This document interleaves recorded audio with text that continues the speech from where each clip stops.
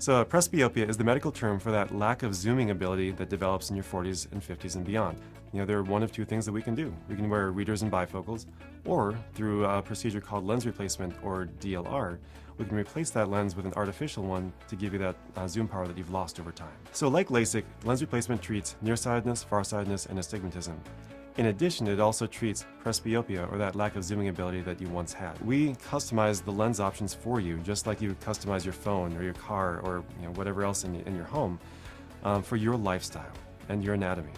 Without going into too much detail, using the shape of your eye, your anatomy, and your goals in life, we can customize and choose the perfect lens for you and your lifestyle. So another exciting thing about lens replacement is that this is the most permanent procedure that we perform.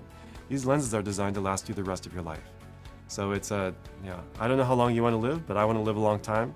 And so for people who want to have that stable vision the rest of your life, the lens replacement is the best option for that. So lens replacement is an outpatient procedure. We do it here in the office at Clearside. Each procedure takes somewhere between 5 and 10 minutes. You're here in the office for about 2 to 3 hours. We give you medication to relax you. We also play some relaxing music.